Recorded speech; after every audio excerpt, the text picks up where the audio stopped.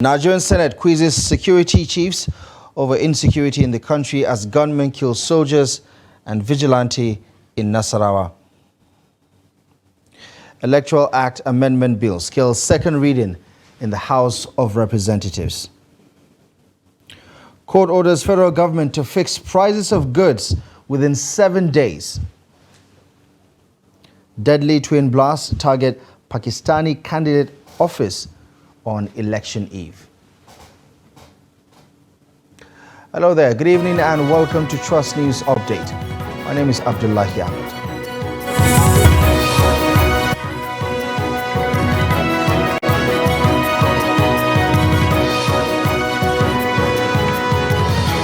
We begin in Abuja as the Nigerian Senate on Wednesday expressed concern over the country's rising insecurity, declaring that the nation's seat of power is under siege. Senate President Godswill Akpabio spoke before the Senate adjourned its briefing with heads of security agencies to next week over the absence of the National Security Advisor, Malam Nuhu Ribadu, and the Chief of Defense Staff, General Christopher Musa.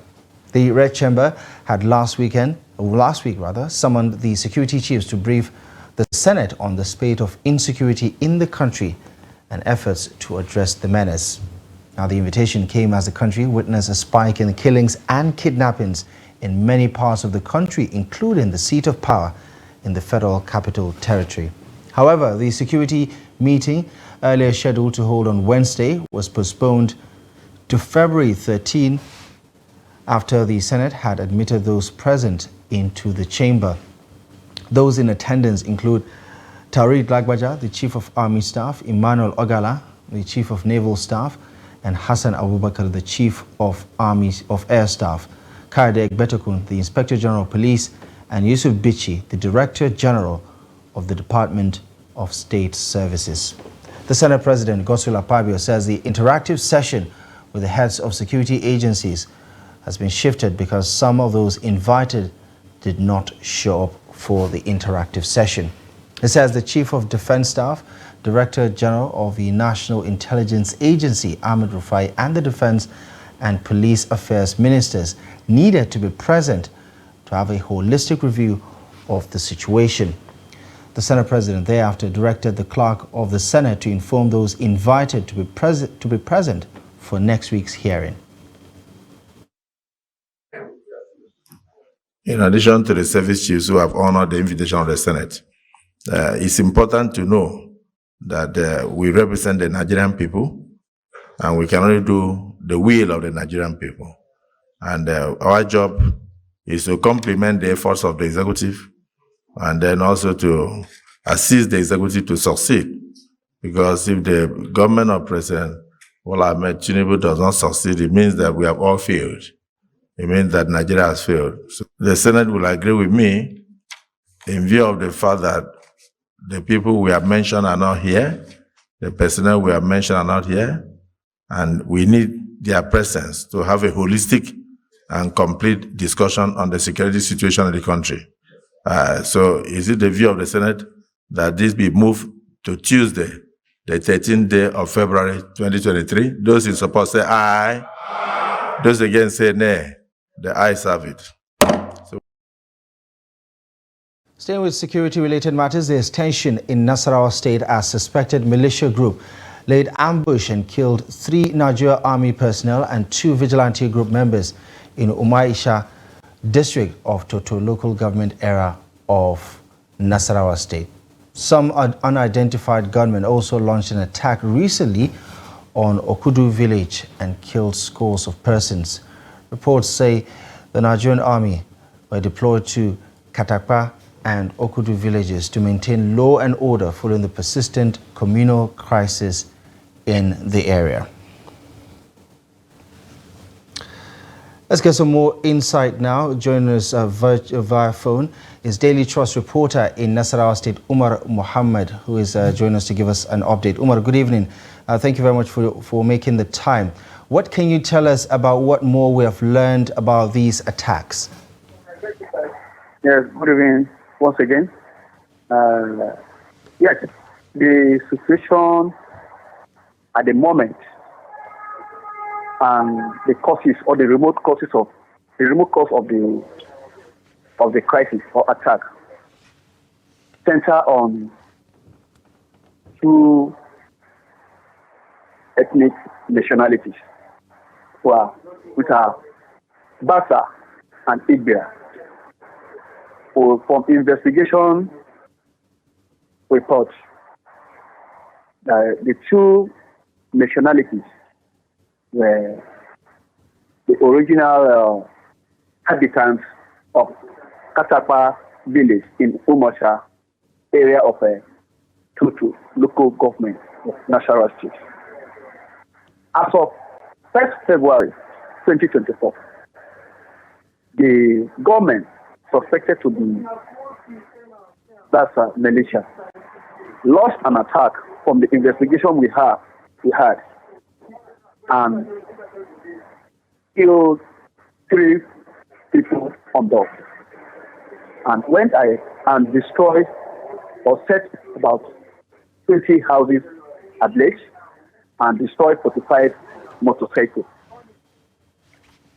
Recently, the same militia group, as we gathered, also launched an attack on Kudu village in the same local government, that is Totu local government area.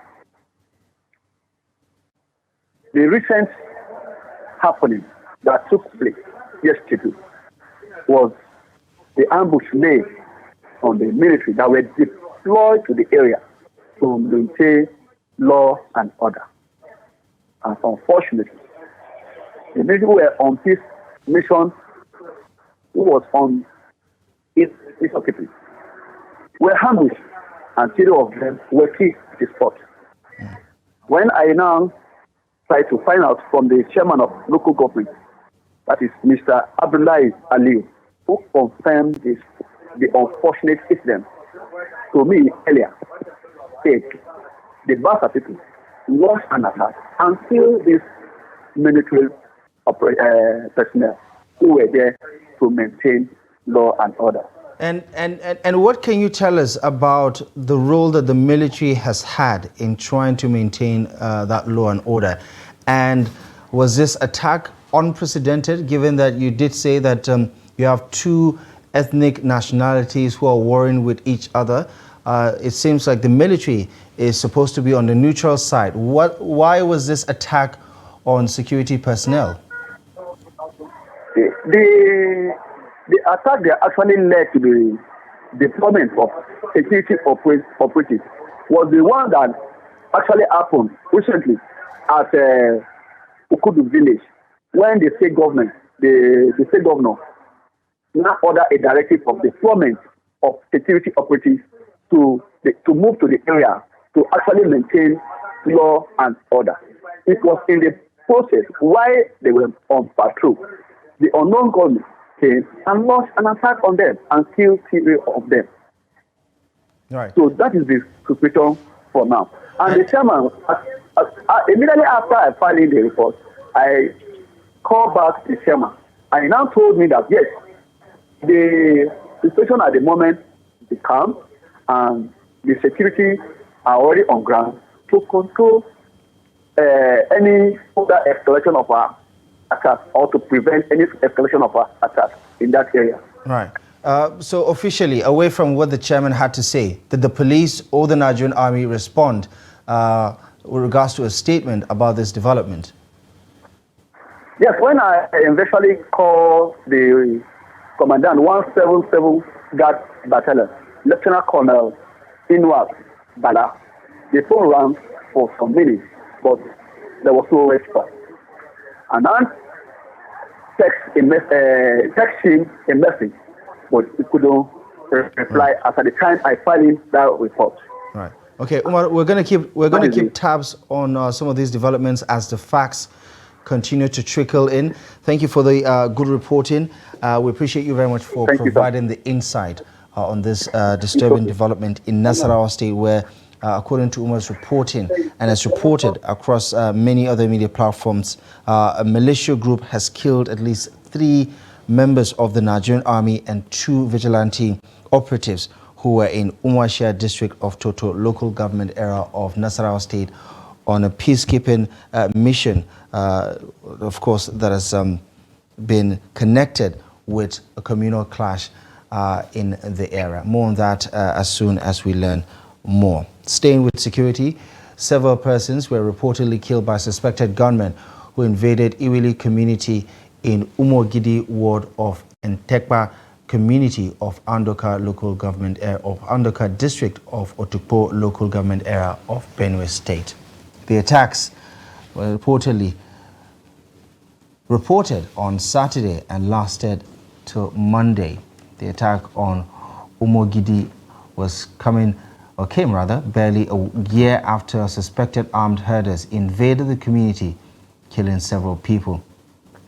A legal practitioner from the local government area says the suspected gunmen migrated from Agatu area of Otukpo local government area. According to him, some of the armed men who resisted the youths from invading the communities climbed and hid on trees where they unleashed terror on the people. The House of Representatives on Wednesday okayed the Electoral Act Amendment Bill for second reading. The bill, titled A Bill for an Act to Amend the Electoral Act 2022 and for Related Matters, was sponsored by a member representing Ughelli North and Ughelli South Udu Federal Constituency in Delta State, Francis Wave. Now presenting the bill, Honorable Wave lamented the gaps in the Electoral Act of 2022, noting that an amendment of the law to pave the way for, quote, the electronic transmission of results would help the nation's democracy. He also added that a review of the voter register every 10 years will be a good starting point. In Rivers State, the state chapter of the All Progressive Congress has warned the state governor, Siminalayi Fubara, against running the state without a duly approved budget by the State House of Assembly. The chairman of the caretaker committee of the APC in Rivers State, Tony Okocha, gave the call alongside members of the party during a visit to the Speaker of the House of Assembly, Martins Amehule, in Port Harcourt. The report. The caretaker committee chairman Tony Okocha alleged that within 5 months, the state government, under the leadership of Governor Fubara, received the sum of 144.2 billion from the Federal Account Allocation Committee. Okocha noted that the funds have not really been transmitted to actions in terms of development in the state, adding that despite the allocation received between June and November last year by Governor Fubara, the state is yet to see how such funds have been invested into developmental projects. He warned that the party will not hesitate to punish any of its members found to be involved in the ongoing squandering of the commonwealth of the people of the state. We frown at the governor's impunity in running Rivers State without a budget. However, we remind him that it will amount to gross financial misconduct for him to continue in this dangerous voyage. The Right Honorable Speaker, it is our finding that a whooping sum of 144 billion, 291 million, 667,791 naira, 01 kobo have been received from federal allocation under FAC. Okocha, however, expressed delight with how the defected legislatures have been carrying out their legislative and oversight functions. He used the occasion of the visits to urge the 27 lawmakers who defected to the APC to domesticate the local government autonomy bill, which was recently passed into law. The Speaker of the Rivers State House of Assembly, Martins Amehule, in his response thanked the APC leadership for the visit, saying it will strengthen members of the House. Amehule said the Assembly has recently passed many bills into law, including the local government autonomy bill. He explained that the lawmakers decided to override the executive over non-consent to some bills in order to strengthen democratic process in Rivers State. As the legislative arm, you are to oversight the executive, and if you do nothing, you are equally complicit. 6, we are here to canvass support for the law recently made by the National Assembly on local government autonomy and the conduct we have and the conduct of local government elections to be done by the INEC, not SEC. So in the same manner, we're strengthening the local government system. We're also strengthening the state legislature. We're strengthening the traditional institutions. Any democratic aspect of our life that needs touch, rest assured that the 10th Assembly will do justice so that our democracy can be strengthened. Okocha urged the assembly members to continue to support the president to enable him deliver on his renewed hope agenda. Now, residents of Itse local government area of Bauchi State have expressed satisfaction with the road construction development in the state. A cross-section of the residents say the construction of the road will link communities across Bauchi State, facilitating socio-economic activities and improving the livelihood of the people. Trust TV's Adamu Imam reports. Bauchi Northern Senatorial District is a semi-arid desert with arable land of agricultural activities but lack of major access road to evacuate their farm produce after harvest is a source of concern to many communities. Residents of the area shows their excitement at the ongoing 25-kilometer access rural road project. Our prayers have been answered. Our aspiration for this road have become a reality. This road presents an opportunity for us, especially for commuters, herders, and farmers, even strangers who travel on this road. Now we recognize each other, and we can make use of this road. This project has brought us back together with our neighbors and friends. It has also opened up other opportunities in farming and other small jobs here. Therefore, we thank God and we thank our governor for constructing this road. Other villagers and farmers around the benefiting communities further explained that previous government were unable to fulfill their electoral promises. During the rainy season, we used to trek on foot and suffered greatly while carrying our goods to Itse metropolis. God has already answered our prayers. Now motor vehicle can reach our farms and homes without difficulty. I pray that this man, Kauram Bauchi, will be the next Nigerian president by God's grace because of his generosity in serving the people here. Additionally, I name my little son after the governor because of what he did for the entire Itse communities. We appreciate it. During an inspection visit to the project site, Governor Bala Muhammad assured the people of the area that the road project will be completed in earnest to ease movement of cash crops to the markets all year round.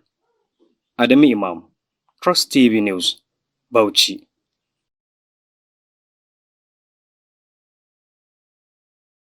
Now, a federal high court sitting in Iki Legos on Wednesday ordered the federal government to fix the prices of goods and petroleum products within 7 days. Justice Ambos Lewis Alagua granted the order, sequel to an originating motion filed and argued by the applicant and human rights activist Femi Falana, SAN. The judge ordered the Nigerian government to fix the price of milk, flour, salt, sugar, bicycles, and its spare parts, as well as matches, motorcycles and its spare parts, motor vehicles and its spare parts, as well as petroleum products, which include diesel, petrol, motor spirit, and kerosene. Falana had approached the court to, among other items, determine whether by virtue of Section 4 of the Price Control Act, the federal government is carrying out its duty to impose a price on goods that are the kind that have been specified in the first schedule of the Price Control Act. The applicant also sought a declaration that the failure or refusal of the defendants, which is the government, to fix the prices of goods specified in the first schedule of the Price Control Act is illegal and it offends the provision of Section 4 of the Price Act. Justice Lewis Alagua thereafter ordered the federal government to fix the prices of the aforementioned goods not later than 7 days after delivery of the judgment of the court. This is Trust News Update. Still to come. Mixed reactions trail developmental project in Makurdi as business activities slow down. More on this and many other stories after the break. This is Trust TV, documenting the Nigerian story.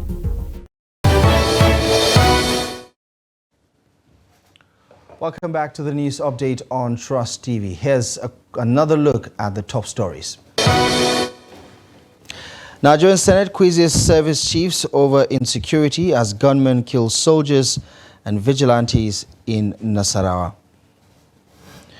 Electoral Act Bill scales second reading at the Nigerian House of Representatives. Now, the roundabout at the heart of Makurdi, the Benue state capital, has been demolished as part of a reconstruction project leading to the disruption of traffic across major streets.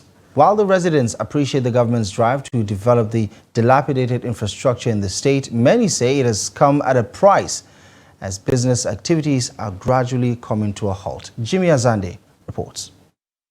This junction has been reduced to rubble and the site cleared for the construction of the first flyover in Benue State since its creation 48 years ago. Before this day, the roundabout was home to many businesses. The business owners are now lamenting what they describe as a bittersweet policy of the state government. I'm very happy about what the government is doing. We are really happy about it. The only challenge we are having right now is that our business is not moving. The road is blocked. We are not selling. There is no patronage. The vehicle is not moving. So we are pleading to the government if they will assist us. Nobody noticed anything. And I welcome the idea of the government. So, how many years ago, I've never experienced this kind of thing. I welcome the development. But my pleading is that they should consider us if they are able to compensate us. Because like myself, I'm a family man with many children. So my primary school, so my secondary school, so my university.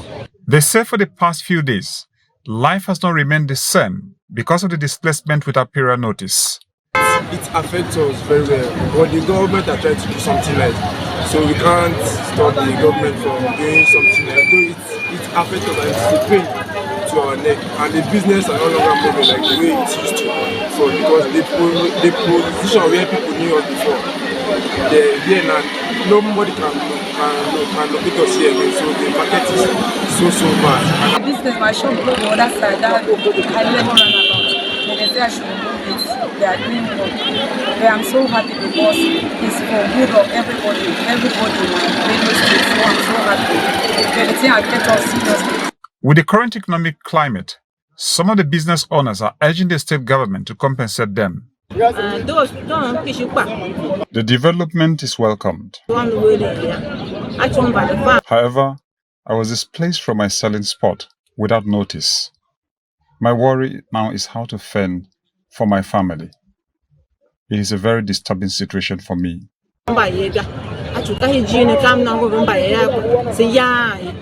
The news of the flyover construction may have been a major score for Governor Hyacinth Alia, but the families feeding from shops around the area are already facing hardship occasioned by shift in their respective businesses. Jimmy Azande, Trust TV News, Makurdi. And the value of foreign exchange transactions on the official Nigeria Autonomous Foreign Exchange Market surged to $584 million, which is up from $440 million previously. The increase accompanied a depreciation of the naira against the dollar, closing at 1,433 naira to the dollar compared to 1,419 naira to the dollar a day before. An improved liquidity flow from the Central Bank of Nigeria's efforts has seen a surge in foreign exchange rates. Besides commercial banks, the CBN, oil firms, and multinationals also participate in dollar sales. Recent CBN circulars aim to boost liquidity and narrow the gap between parallel and official rates, including directives for banks to adjust their FX exposures to mitigate risks. On the foreign scene, 2 bomb explosions have killed at least 22 people in Pakistan's Balochistan province on the eve of general elections.